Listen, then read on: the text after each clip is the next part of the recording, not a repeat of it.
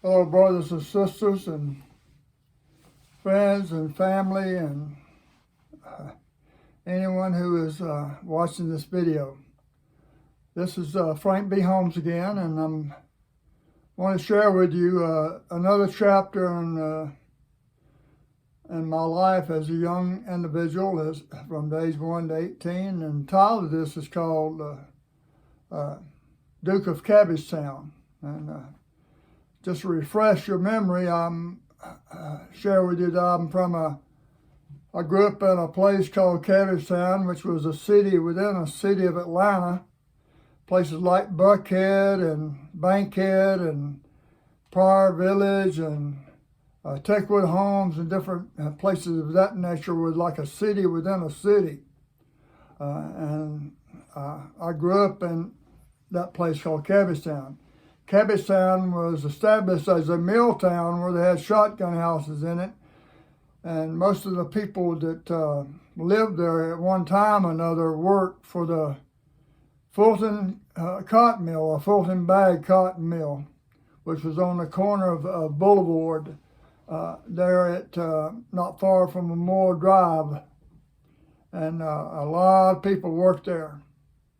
And it was started, I believe, back in the late 20s or early 30s. I'm not exactly sure, but somebody else from a historic Cabbage Town can tell you that.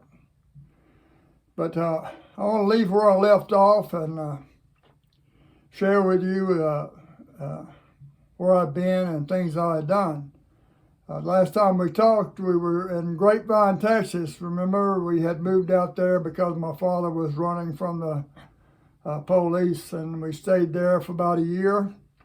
What I remember about Grapevine at that time, that was in the, I think, 1950 and 51, possibly a lot of part of 49, I'm not exactly sure.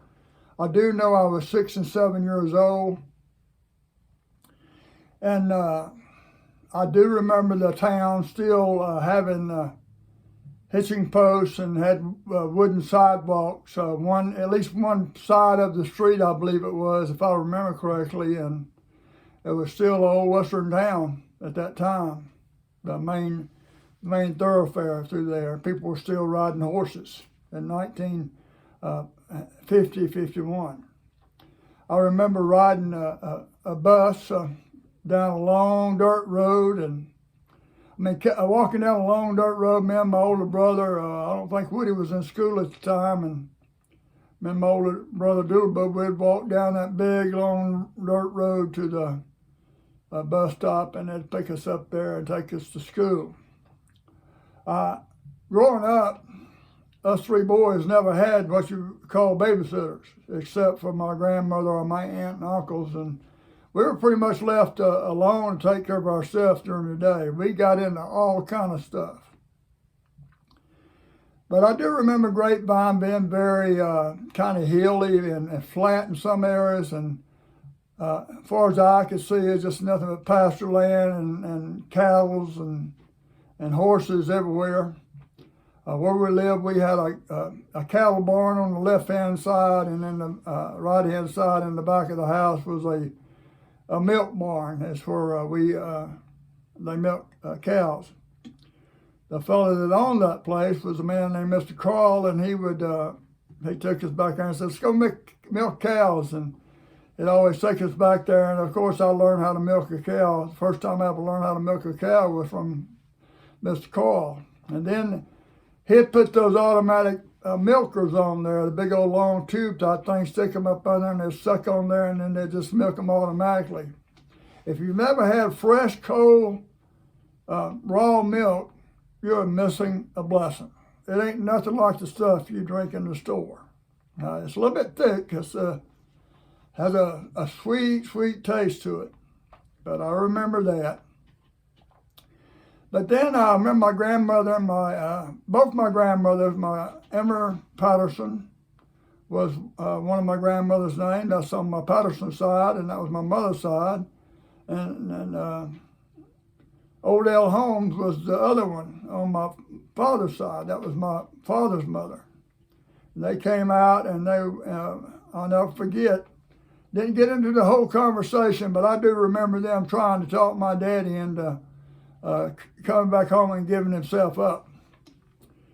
Well, he decided he'd do that, and after about a year, he went back and gave himself up, and he was put in, if I remember correctly, Jackson Correctional Institute in Jackson, Georgia. That's where they put people who was not murderers or anything like that, but I do remember going to visit him, and those big old metal doors clanging, and the smell of cigarette smoke everywhere, and Mama pulling us through those doors, and those doors closing behind us, you clanging and making a loud slapping, banging noise. I remember that, and I didn't like it. Didn't like it at all. But we did that quite a bit, and at that time we moved, of course, in with my grandmother at 708 Gaskell Street, Atlanta, Georgia, southeast Atlanta, Georgia.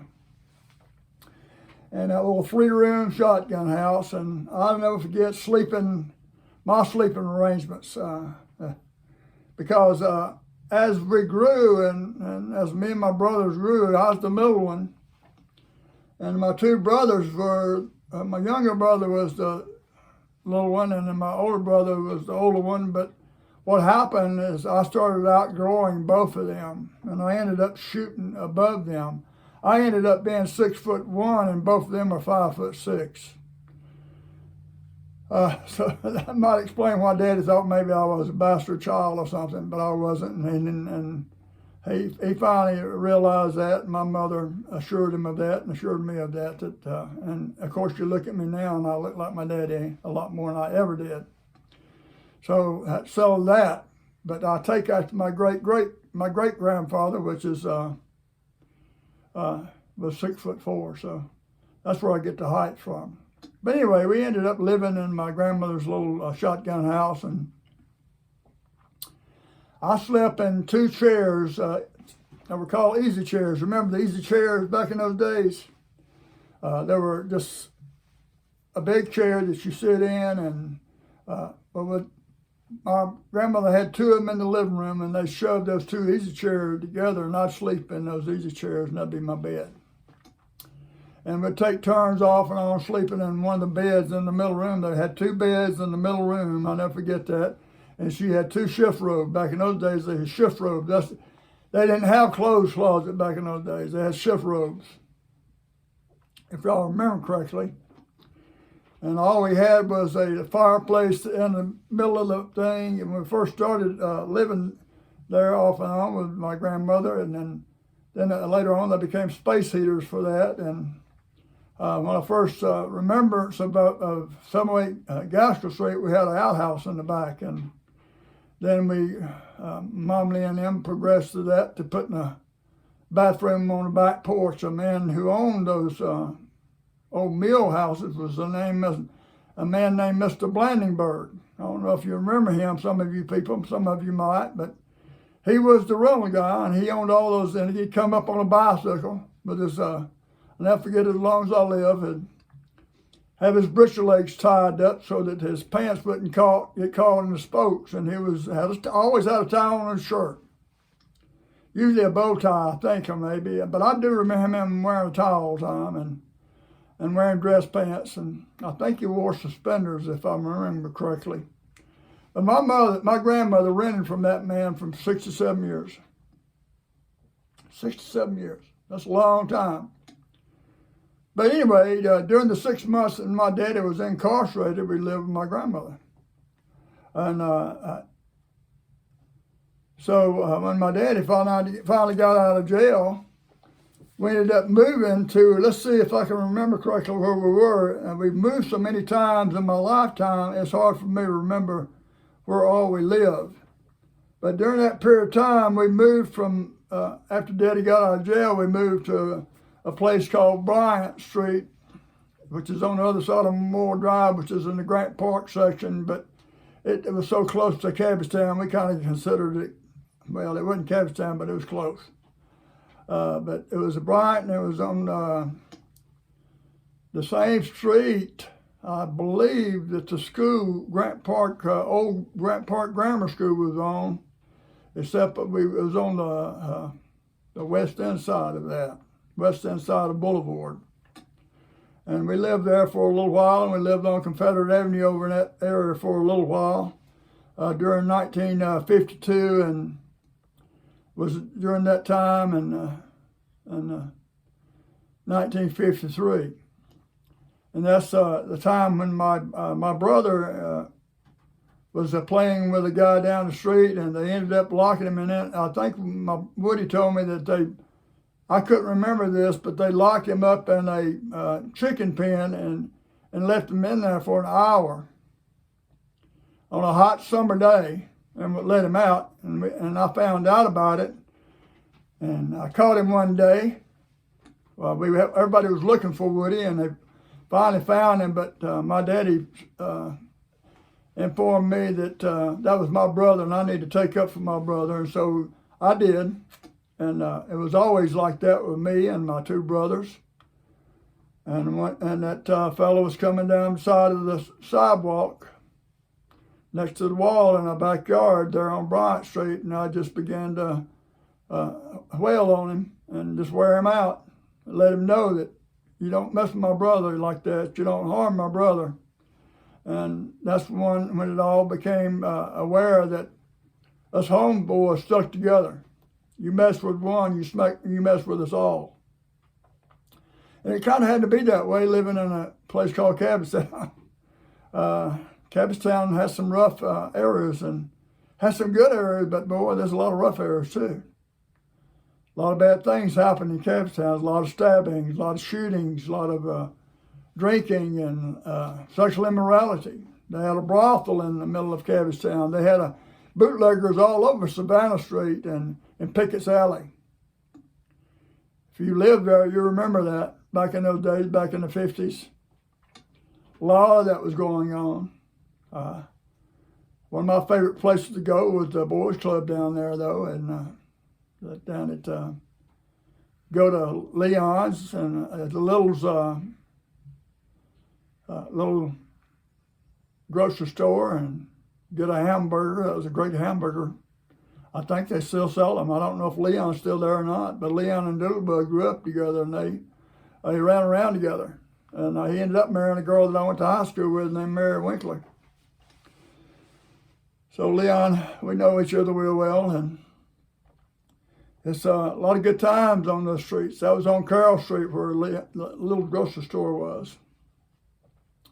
And then I remember all the little streets that we used to go down, and the playground and Savannah Street up there where the mission was, and different things of that nature up on Astoria and Iswald and Powell and Bryan Avenue, and so many places that bring back so many great memories. The friends I made down there, what a wonderful, wonderful childhood. McLean's Trucking Company, which was right across the road from us, off of Gaskell Street on Memorial and Gaskell was the backside of it. Ty Street, I'll never forget, behind where Lamar Gibson lived on Gaskell and Ty, that whole area back there used to be a landfill. And we used to play in that landfill, slide down the bank on cardboard boxes and stuff. So it finally got filled in, and my grandmother ended up having one of the best gardens she ever had in the back of that thing because all the fertilization that was in it. What a wonderful thing. My grandmother's house also was a house that set, back in those days, they had a wayward side and a windward side. And where the wind blew east and west so that you'd get air through and that's where they built houses back in those days, so that you'd get airflow through there, so that because we didn't have no air conditioning. No air conditioners. Y'all remember that? I do. And we used to play all kind of games like hopscotch and things like pin a tail on a donkey and Mother May I and kick the can and hide and seek and Red Rover send Jimmy right over, or Frank right over, or Duke right over, and things of that nature. And if you've never played mumbly peg with a knife, you don't know what I'm talking about. We did that, of course. Of course, we played marbles. Took old bicycle spokes and stuffed matchsticks down in the end of it, the tip of it, and mashed them down in there and set them on fire and made a firecracker out of them. We did all kinds of things like that. Life was kind of simple back in those days, but one of the biggest things we did more than anything else was go swimming. Grant Park swimming hole, or the cement pond we called it, was the biggest cement swimming pool, I believe, in the country at that time. It covered 4 city blocks. If I remember correctly, it was that big, or maybe bigger.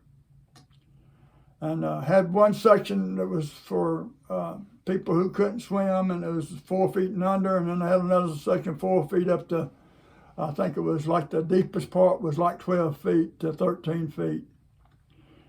And we went swimming there every day in the summertime.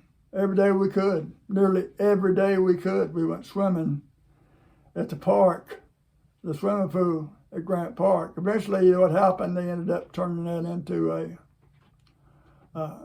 that's where the zoo ended up being, Grant Park Zoo. The Grant Park Zoo was there even then, but it was up on the upper hill above where the gorillas are now. That's where Grant Park Zoo used to be, up in that area. And there were all cages and stuff of that nature before they built all the glass enclosed stuff.